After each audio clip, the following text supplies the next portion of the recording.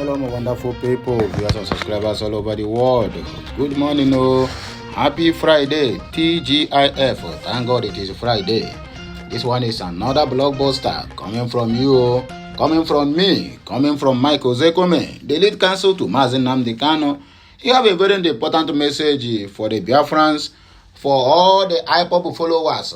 Whether you there for manual pilot or you there for autopilot, I beg this message now for everybody, and also to all the contraption youths called Nigeria. Anywhere we wanna there, I beg make on gather here because this message is for everyone.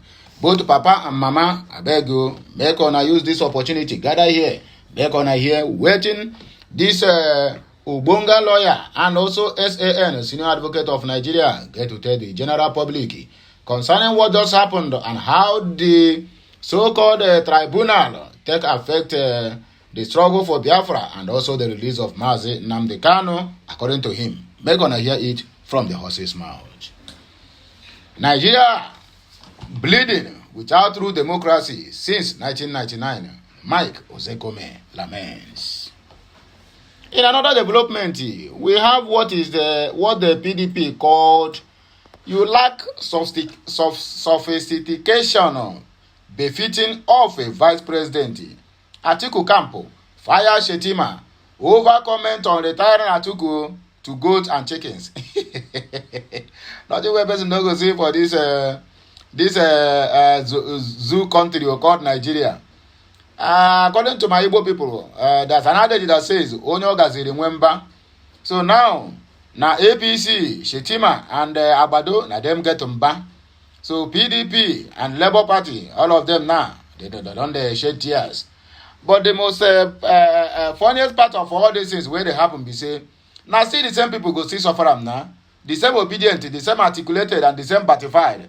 I never see where they are selling fuel less than to APC than to P2B supporters and the Atiku supporters. So that is the most funniest part of it, and that is why the Nigerians, the youths, precisely need to unite together to fight for their country. Dividing them between ethnic lines, religious lines, and what they call it, and this one our own, you are not from our side, and this one is not on our side. That is what they are using. The tool they are using to sabotage and also to still imprison the youth of tomorrow.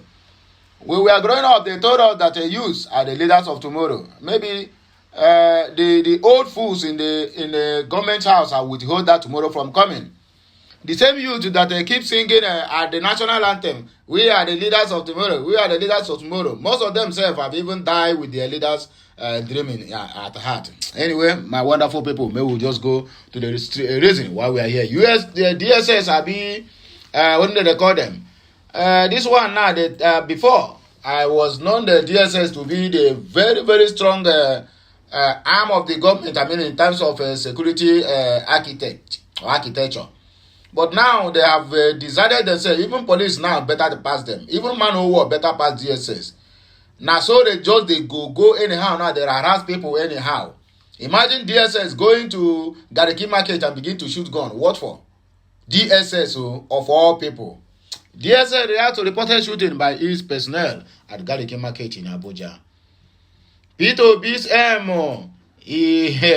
aim from the beginning was to defraud party of campaign donations, according to Apapa Labour Party faction.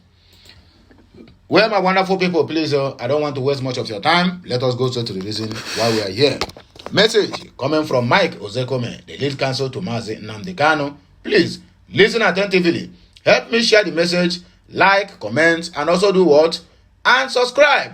Turn on the notification button, be notified each time there is anything new on our channel. Despite running a democratic government since 1999, human rights lawyer and the senior advocate of Nigeria, SAN, Chief Michael OZEHKOME, yesterday said Nigeria was not practicing true democracy as elections do not reflect wishes of the electorate. Michael OZEHKOME, who spoke at the 22nd edition of the annual Bishop Michael Okonkwo lecture in Lagos, also said Nigeria was bleeding and required urgent action from the ruled and rulers to address the situation. This is as a former presidential aspirant and professor of political economy, Pat Utomi, warned that the country had become more divided than before, warning that the situation portends grave danger, and that is a simple truth. OZEHKOME, who spoke on Nigerization of Nigeria, a look inward, claimed that the nation's political governance began to be thwarted since 1966. He said there had been several military takeovers until 1999, when the Fourth Republic came into being following the emergence of General Olusegun Obasanjo as our civilian president. His words: this is a 24 years of uninterrupted democracy. However, issues of national concern still abound that place the inability of the nations under conscious stress. He said, no nation will develop or grow without putting forward its first 11, but in Nigeria, we put forward our worst 11 players on the field or at the helm of affairs. OZEHKOME explained that nationals and state political actors have captured Nigeria and they decided what happens in the country without reference to the populace. Nigeria is a nation still seeking nationhood at 63. Can we really say we are experiencing democracy? That is a question mark. Nigeria is a country where cows are more cherished than human beings. It is even a country where vehicle owners wait for cows to cross the road before they can be able to proceed with their journey. We practice electionary classy. How did they call it? A process in which a people select their leaders. Nigeria is a country without democratic dividend for the people. Nigerians have not reaped the dividends of democracy. We do not elect our leaders, but select them through the maniac bewildered process of cannibalism or cabalism. We saw it yesterday at the Presidential Election Petition Tribunal. It is called Gideocracy. It is a process in which people vote, but their votes do not count. We don't practice democracy in this country called Nigeria or zoo. We have people that have stolen mandates governing us.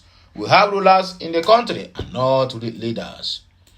To achieve Nigerianization, OZEHKOME recommended a homegrown constitution made by the people rather than an imposed one. We need a constitution with Nigerians' input. We need to do away with the 1999 constitution and come up with a new one produced by the people, not enforced to the people. The legal luminary said if the country must move forward, we need to remove ethnicity and religion. We need a credible election process to elect new leaders. Chairman of the annual occasion, Prof. Pat Utomi, said Nigeria has never been divided like this before and the political class do not even care. They keep on jumping from one place to the other, all in the name of looking for investors in their own personal gain, so not for the masses or for the poor masses. He added that in other countries, leaders build strong institutions to promote and protect democracy, while in Nigeria, the reverse is the case. Nigeria has managed to become a criminal enterprise. Nigeria is moving but not heading anywhere, he observed. In part to Tomi's remarks, Bishop Mike Okonkwo said some politicians have bastardized the country, and many of them were only interested in themselves and their personal gains. He warned that the country was leaning towards ethnicity and religious intolerance and urged Nigerians not to follow the crowd. The foremost cleric, who turned 78, thanked God for the annual lecture which focuses on national issues. According to the development, the camp of the 2023 presidential candidate of the People's Democratic Party, PDP, Atiku Abubakar, has urged Kashim Shettima to decide if he wants to be a statesman or a comedian. The special assistant to Atiku on public communications, Mr. Frank Shuaibu, added that Shuaibu failed admissively during his time as the Borno State governor doing nothing but turn Borno State, which is the home of peace, into hellfire by allowing terrorists to overrun the state, according to Shuaibu. Frank Shuaibu made a claim in a statement on Thursday in which he reacted to a comments by Shettima shortly after Wednesday's tribunal ruling that the APC will not retire Atiku to Dubai or Morocco, but to Gombina, where he would be rearing goats and chickens. However, Atiku's head said it was laughable that Shettima, who has the most woeful governor's record in Nigerian history, and could not lift the people of Borno State from poverty, was planning on investing in Atiku. He added that ordinarily, the camp of the former vice president wouldn't give a response, but Shettima's behavior is getting unbecoming of a statesman. He said ordinarily he wouldn't have responded to Kashim Shettima since he has an incurable speech deficiency, which is so severe that most Nigerians can hardly understand what he says. However, for the sake of the reading public, this response becomes very important. He loves to rack lobsters jokes at every given opportunity. Last year, he said Vice President Osibanjo should have been an ice cream man instead of a politician. Later on, he said Nigeria needed a leader like Sani Abacha. As part of his Securities Act, he visited the annual General Conference of the Nigerian Bar Association in an oversized suit, a pair of sneakers, and a poorly knotted tie. Shettima needs to decide if he wants to be a statesman or Baba Salah of blessed memory. His behavior is certainly befitting for a man who currently holds the exalted office of vice president, even if he temporarily. The statement added that Shettima has adopted the act of deriding others because he was nothing worthwhile to say about himself or his principal, Bola Tinubu, whose 3 months in office have only worsened poverty and inflation of the country. He said, and I quote, Shettima was appointed as a commissioner for finance and later became governor of Borno State. Those who brought him had high expectations for him, having come from the banking sector. However, rather than bring prosperity to the people of Borno, he opened the floodgate of terror in the state. During his tenure as governor between 2011 and 2019, Borno State was taken over by terrorists completely. He ignored a security report about an impending attack on Chibok, which ultimately led to the abduction of over 250 schoolgirls. Specifically, the head of YOUTHS national office in Nigeria, Charles Egurudu, stated in 2014 that YOUTHS had informed Shettima about the danger of holding exams in Chibok and advised that the students be relocated to Maiduguri, which was relatively safer. Shettima refused to relocate the students, and they were abducted, half of whom have not been seen again till today.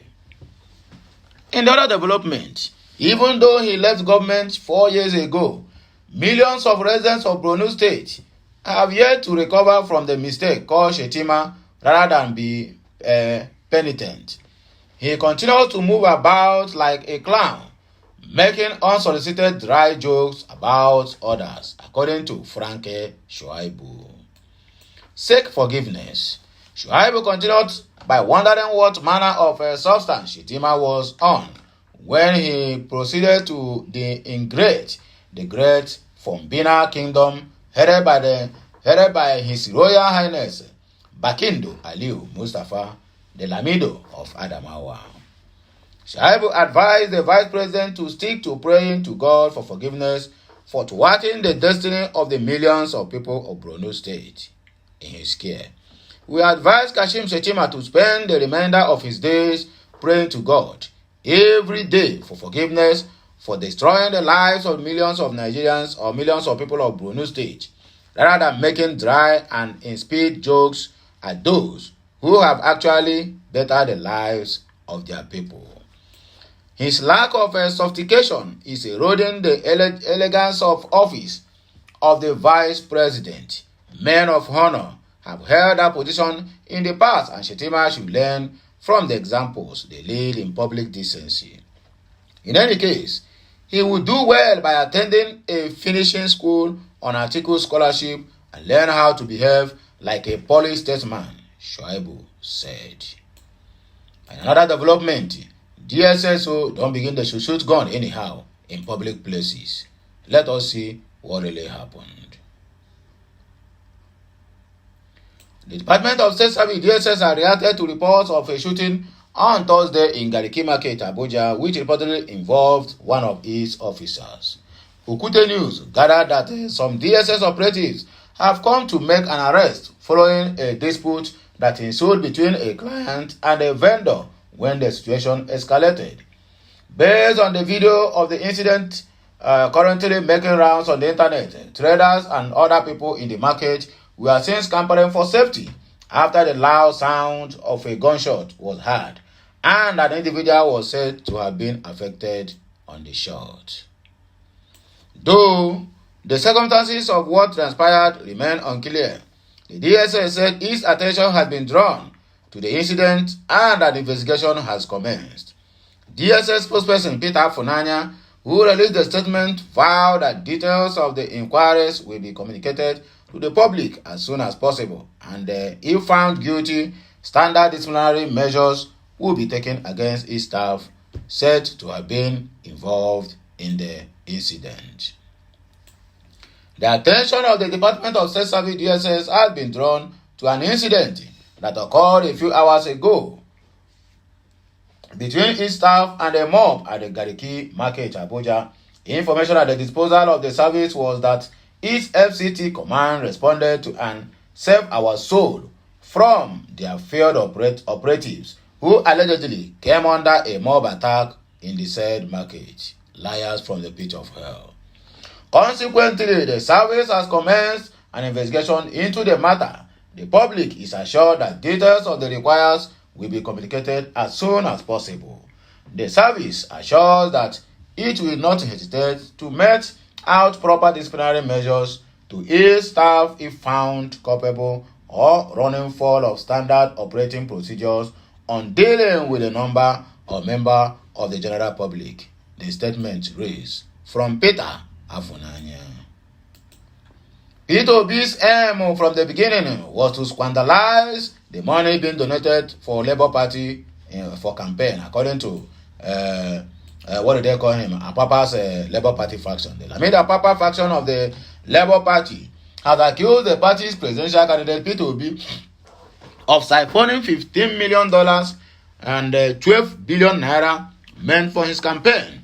The faction claimed that Obi used the money to help the embattled chairman of the party, Julius Abure, and the indigenous people of Biafra, IPOB.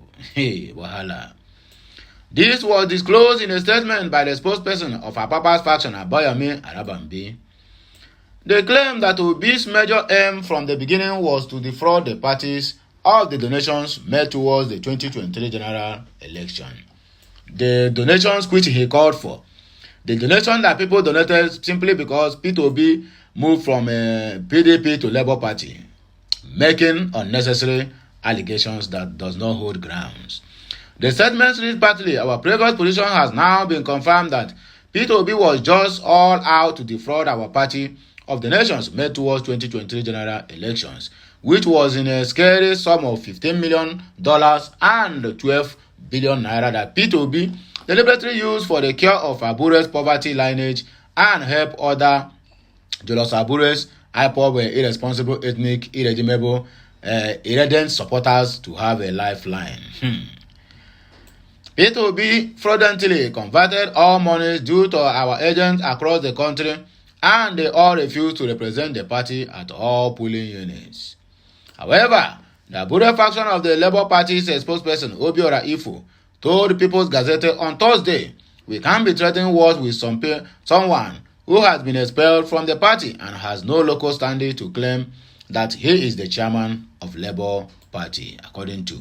Anyway, my wonderful people, viewers and subscribers, and here we go take back our kaya and I go with the go. So help me share this message, like, comment, and subscribe. Make sure you turn on the notification button, be notified each time we go live or we post something new on this channel or another channel related to Okute Daily Talk. Until I come your way again, I still remain your broadcaster will get better swag and your media man with a difference. Bye for now, my wonderful people. Kemesiano.